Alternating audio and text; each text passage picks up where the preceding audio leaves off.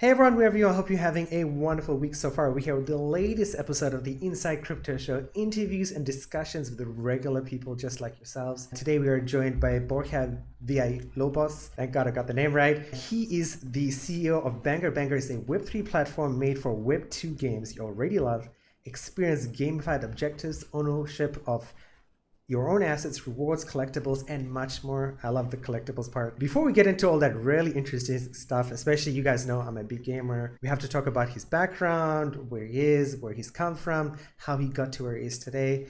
Borja, thank you so much for making time for us today. And I apologize for butchering your name. Tell us about yourself. It was well said. Thank you, Krian. I hope I said it right as well. And pleasure to be here, first of all. How I got started and what's my background? I come from a very different background. I don't have a technical degree. I have been in crypto for a long time, actually. Joined crypto late 2015. I came from Forex to the crypto industry, so more like a trader. Didn't really understand the technology back then, but I was amazed with the potential of Bitcoin, and it was definitely the most volatile pair in my MetaTrader 4, which is what I was using back then to do Forex. Yeah, just trading the pair for a few years until my life suddenly changed. You mentioned you're based in Taiwan, so I was actually based as well in Taipei, living all over the world. I lived in Italy, I lived in Paris, I lived in England, I lived in Taiwan. And one day I just had a completely change of plans through a motorbike accident. So that left me in a wheelchair for almost 2 years. This was 2017. And yeah, I couldn't walk for nearly 3 if it wasn't with crouches. So that moment was an inflection point for me. Before that, I was actually telling people to stop wasting their time on screens, to enjoy life, to go outside, I don't know, live the real game that life means for me. Although I was a big gamer when I was a kid, I had stopped dedicating too much time to video games. And when this happened, for me, gaming became a huge solution mentally because the avatar was the only thing that wasn't broken, right? So I'm a very competitive person, and the only place where I could still compete, let's say, I don't want to say a bad word, was in a video game, right? So I started playing hardcore 7, 10 hours a day sometimes. It was, as I said, the only thing that kept me alive and not jumping off a window. And I started working a lot. So being a lot more constant on my ventures. I had tried to do entrepreneurial stuff before, and it had gone on peaks, maybe gone very well for a bit. Then I got distracted and jumped onto another thing. And I hadn't solidified my recurrency on work. So also this backlash on my health life was completely the opposite on my, I don't know, just being constant on my work. I met my business partner online. We founded a talent agency at first. This talent agency helped other companies develop software. We jumped into crypto very early. He joined also in 2017 to crypto. We were sharing deal flow, we were developing software, and then we were also just playing video games the entire night. So we saw an edge as we were old enough to see the problems from a different angle within the industry, and not having our parents telling us to just shut up, stop playing, and move on with your life. We really tested a lot of the platforms that are actively available for tournaments and competitions, and realized that the gaming industry has a lot of problems, just like just any other, right? But in essence, in social media, the user becomes the product. And we felt as gamers, we were having the same issue, even though we entered in, we were already on a freemium model, which is just an evolution from paid to play to free to play. And we also started to understand what blockchain could mean for us. So there was a big click there. We could offer something new, offer something better to the crypto industry, and I mean to the gaming industry, and at the same time compete with the current players through transparency, through ownership, through a lot of values that we felt like that people really didn't know about and were going to be the future. So that was the edge that we saw. And that's why we started Banger back in the day. So this was actually right when COVID hit. All of our work was fully online and remote for that reason. We started off just like any startup with our own funds. Luckily, we had been in crypto for a while, so we could fund the project ourselves at the beginning. I left everything else aside. And after Yeah, we're nearly 2 years there. It's gotten a lot more shape, right? We're 32 people working. We have a lot of backing from great investors. We are nearly about to launch, which is something very exciting because we've been working on the product to really come out with something amazing. So we've gone through several MVPs, several closed testings, and yeah, very excited to reach the launch moment. Nice. Like you said, we're going to improvise today. Before we continue, because I do want to ask a question, I want to remind everyone nothing you or I say is financial advice. So everyone listening to this podcast or watching the video should please do their own research. Borja, you mentioned Banger, so let's get straight into it. What are you doing with Banger? So somebody looking at the website, they're going to see a lot of information, but I think it's always best hearing it from the CEO. What are you guys trying to do? So we're trying to offer Web3 Hub for Web2 games at first. We will be including Web3 games as they come out and improve. But our first step is actually opening up a window for non-crypto users to join the space in a very seamless experience. So how do we do this? We have two verticals. One would be data tracking. You can connect all of your in-game accounts. Let's say you play Fortnite, then you would log in with your Epic Games accounts, or if you play FIFA, you would log in with your esports accounts and so on. And this way you start having a one hub place where you can go to and check all of the different stats, all of your progress, all of your time spent, all of the rankings, leaderboards, connect with friends, message, interact across different games and platforms. So the gaming sector is very segmented, and all of these different platforms, whether you play in an Xbox, in a PlayStation, in a mobile, or on any other console or PC. All of these platforms are competition, and so are the publishers. So we are bringing everyone together in one place. And then the other vertical is obviously competition. The same way on YouTube, you can create a video, or on Spotify, you can create a podcast, or any other platform, you can create different kinds of content. On Banger, you can also create tournaments, leagues, cups, any kind of smart competition on top of existing video games. So we don't develop games ourselves. We plug in to the existing games, and we try to offer a better experience to the gamers besides just fun and games. They can actually start tracking and earning further time spent and further value that they're acquiring throughout those games. Nice. That's very cool. You hit on a bunch of stuff. I know, like, I play a game from Blizzard called Hearthstone, which has been out for 10 years. And one of the biggest criticisms from the community has been, when are we going to get community tournaments? And it's been like every year since 2013, 2014. And Blizzard have never said yes. And so this sounds like an amazing opportunity. I guess two questions here is, you mentioned Epic Games, right? And I know there's been a bunch of, I guess we'll talk about this first, right? Like, some gaming studios, Square Enix, right? They make Final Fantasy. They're like, okay, we're going to do NFTs in games. And gamers are like, hell no, you can't do that. This is not good. We don't want this. How do we, or how do you, or even we, right? Because I think Web3 is awesome, crypto is awesome. How do we convince people that this is okay to use Banger as a platform, even though it's connected to Web3 and crypto and all that sort of stuff? So when it comes to the in-game digital assets, so let's say Fortnite dropping an NFT, that doesn't come down to us. We really need to respect the timelines here and wait until the publisher embraces blockchain technology and NFTs on their own and start actually tokenizing their assets step by step. In my opinion, Epic Games in general is one of the most open-minded in this regard. When it comes to the metaverse, they've already taken the first steps, and I believe they will eventually be one of the ones that lead this industry down the line. But I think publishers already have their working business model, and for them to change it drastically, it's more of a risk than a reward, even though it could be massively potential, and I think they're aware of it. They're just taking the slow steps because what they have currently allows them to control their audience, allows them to control the business model that is currently working for them. And the more they can prolong something that they know how it's going to play, the safer they feel. I'm sure they're already planning to pivot and to make it even greater through this technology. When it comes to us offering a tokenized experience or a gamified experience within Banger, it doesn't limit us that the publisher doesn't have digital assets, because we have our own. So when you're playing one game, you can be earning Banger digital assets, and we give value to those through utility within the platform.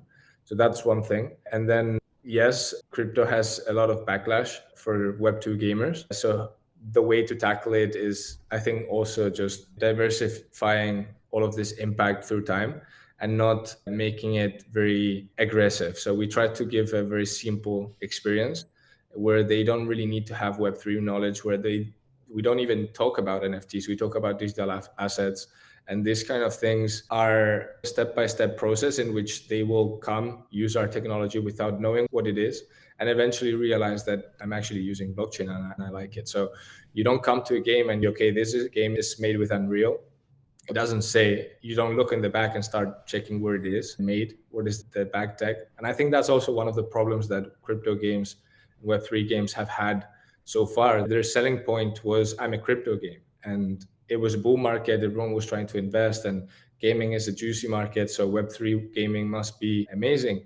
And as soon as I see Web3 game as a title, I'm going to invest on it. And that shouldn't be the concept. The concept should be a fun game that I want to play, that I like to enjoy, and that I don't even need to know what is developed on. And then whether it's based on Web3 or Web2, that's a second layer of value that should be analyzed from a technical perspective, not from first marketing hint, because it may activate the ears and the eyes of greedy investors, but it definitely does not activate the gamers. That's true. And you made a lot of very good points. I think that is the realization that I think a lot of people have had in crypto. They need to create a layer on top of crypto so people don't realize it's there. And that may sound really bad to a lot of like really serious crypto people, but I think that's what's needed in the beginning. And I totally agree with you. I have to ask this question because a lot of people in our Telegram Discord are like, okay, they'll to hear about the juicy technical details. Like, what blockchain are you using in Banger? And because you mentioned Banger digital assets, I guess we have to start with the first question. Like, what blockchain is Banger built on top of? Why did you choose it? Given your 2 years developing so far, how do you feel about the development experience? So we're based on Ethereum. We fully trust Ethereum. And obviously this will come along with any EVM compatible chain. So people will be able to deploy the tournaments on chains. At the end of the day, the contracts on different chains. We also have our own blockchain, which is actually a fork of Ethereum. In essence, that the work process, it's basically the same, just to not make it complicated. But this blockchain is for non-value or non-tradable digital assets. So we have a utility token that is actually launched by the DAO. By a DAO, we're just the first company to utilize and to embrace it. And then we have our in-platform currency, which is a soft currency, just like a game has token. And this allows us to actually reward referrals, reward time spent, reward things like that, that shouldn't be out of a direct exchange of value. Because if not, you could just get bots into the platform, you could start farming, you could do several things that the gamer is a very tricky user, right? So you need to be careful on how you open doors to an economy to make it really sustainable and healthy. So in that sense, we have our own chain that it's for the non-tradable value to reward people for participating within the ecosystem, and the way for them to exchange it is to actually utilize it again in the platform. So it wouldn't make sense for someone to farm it, but for someone who's playing, it does make sense to accumulate value that you can then use to purchase Banger NFTs within the market. Maybe if a game that we collaborate with in Web3 has their own NFT, then that would be based on Ethereum. If we're dropping tokens, so all of those would be liquid tokens. That makes a lot of sense. You mentioned a game that you're collaborating with. Do you have anybody you're collaborating with at the moment? Is there anyone you'd like to collaborate with? What can we look forward to like in this year? Yeah, we definitely have some lineups, but I cannot disclose that, unfortunately, at the moment. We're right now on closed alpha, about to open the closed alpha. We've been on registration process for the past few days, and we will go through an open beta after and then launch. So all of the lineups that we have are literally right around the corner, and I cannot disclose, but we will be partnering with different games, obviously, and maybe with a couple blockchains as well to create different pools of rewards. Maybe you will be getting different tokens, and this way we can help spread the knowledge, help a user access free tokens, not free because he's putting some time and effort on the platform, but free tokens from not just ours, but different blockchains as well. So that's the most I can say. I cannot disclose the different names. No worries. That's exciting to hear and listen to. Even the hint of no names is still a hint nonetheless. So that's very cool. I'm sure people will appreciate that. Okay, we've talked about collaboration, and you talked about you're in closed at the moment, right? Roughly speaking, what's the roadmap looking like for this year? People listening to the podcast, we're about 19 minutes in. What should they expect from Banger for the rest of 2023? When's your open beta? When's your closed beta? When's the hopeful release date? Whatever you can share. Okay, getting married with dates is something that in technology ends up being very risky, but I'm going to try to do my best. We've been developing the product for a long time. I think we've reached the point our platform is looking very sexy. We've developed XUI with Fantasy. Fantasy is the agency that has developed previously products like Spotify, like Twitter, like Netflix, like Xbox, and the list goes on and on. They're literally the best of the best. So we're very proud to be saying that they partnered with us to develop this project, the last version of the product. So that's what we're coming out with. Currently, that's already fully developed. So I'm not worried in the sense of timelines. It's just about playing it right with the market conditions and with our strategy. So right now we are testing all of this in a closed alpha. People have already signed up. They can still sign up if they put bangergames.com/alpha. And if the spots are full, we will make sure that whoever signs up gets queued to be the first one on the next experience. So all of this will go on for, let's say, the next month or so. I'm talking about end of February plus mid of March. And then we will move from an alpha to an open beta. And after this open beta, we will basically launch the token. I'm not sure if the token is going to come out at the end of March, if it's going to come out in April, if we're going to have to wait until May. But those are our kind of limits. Like, it's been enough time for us to be waiting on the market, give us some clearance to stabilize a little bit. And I think bad things still can happen, to be honest. There are some signs that the US could come into a recession in maybe 3-5 months. And I think a lot of people are just like, okay, bull market activated again. I'm not so sure about that, to be honest. And I don't want to play by speculation conditions. So my way of thinking within Banger is we're ready. We're going to go to market one way or the other. We have solid tokenomics, we have security measures in place, and I'm sure we're going to perform very well, whether the market is good or not. And we need to launch now because we're ready. I'm not going to be looking at the rest. After that, the market, if it starts pumping from now on, then great. If it doesn't, the cycle will come back again for sure in 2024 with the Bitcoin halving. So that would also time perfectly with our launch.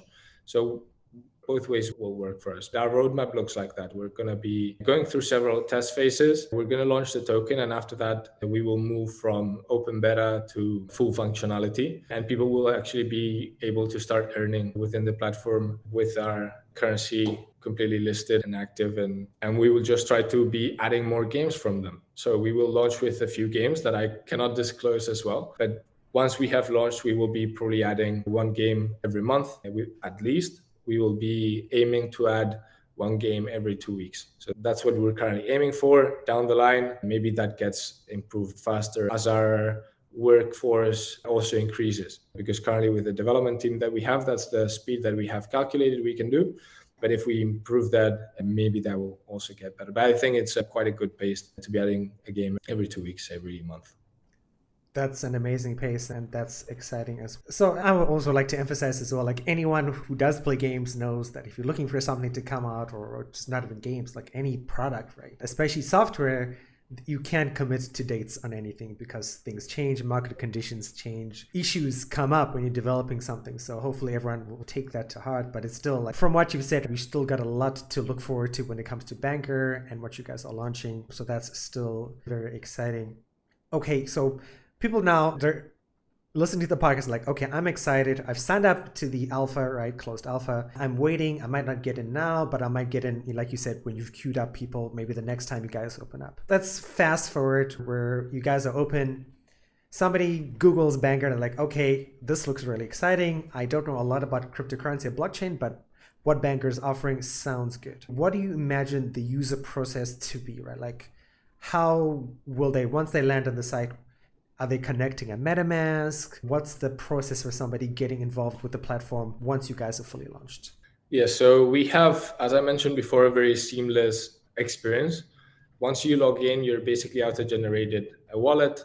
You don't really need to know about crypto to start earning tokens and NFTs with us. And then I think it's an educational process that everyone would need to follow if they come without knowledge, in which once they earn something, they're going to be curious. Okay, what did I get? How do I exchange it? How do I trade it? How do I get my money out? And they're going to start realizing how a wallet works, what a token is, what a digital asset is, right?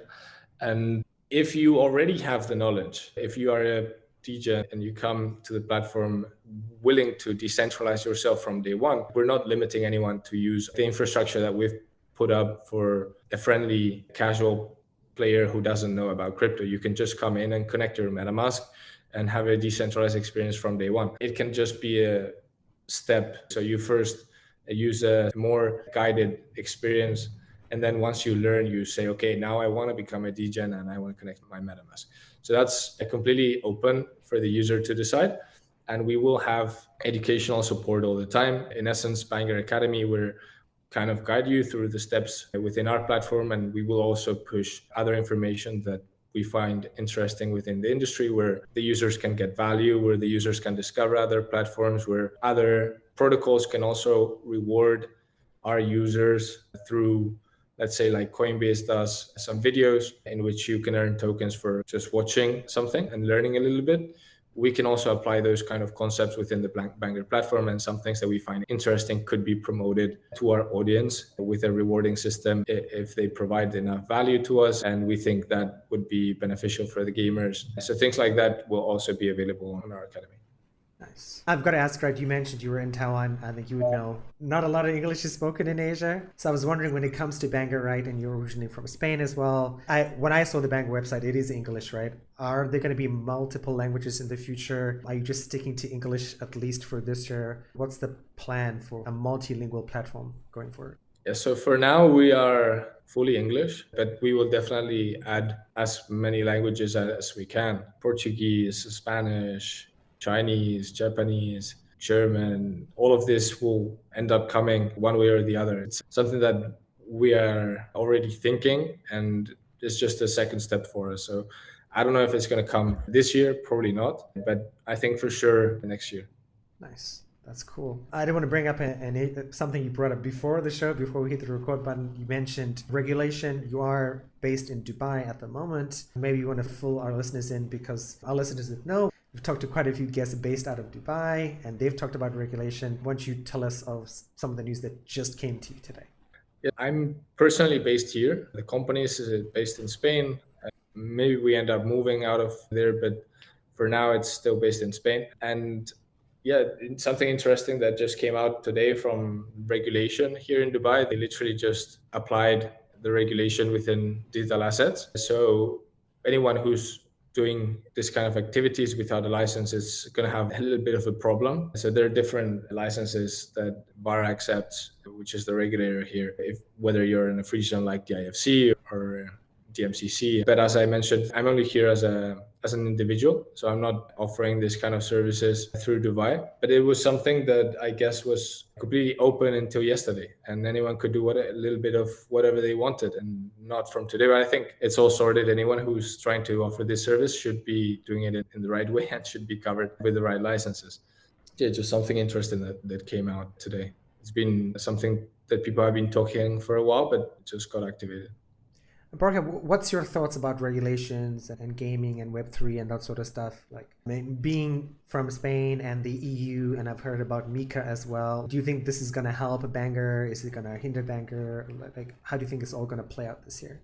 I think we can't look to the other side and just do our thing without realizing of what's coming. Regulation is something that is needed in every industry that is growing. And I think for gaming, it's also something that will come along nicely if you know how to play it.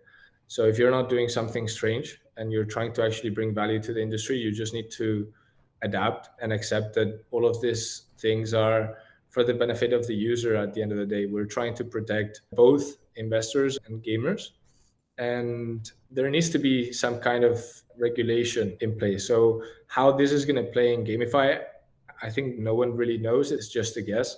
But there are many assets that could be considered securities within games, and the way that the players earn. All of this will just need to be thought from a developer point of view, taking a lot into consideration of how these regulations have played on existing economies, because gaming does not stop being another economy, right? You have a way of rewarding users for being active on an ecosystem, and that's just like the general economy. And I like to compare them a lot, because on the traditional system, we have things like inflation, for example, that a lot of people criticize, but actually give chances to new generation. If you don't have inflation, you could have the hypothetical case in which the old generation just keeps hold of all of the money that they've already earned, and then we don't have access to it. So there needs to be some printing.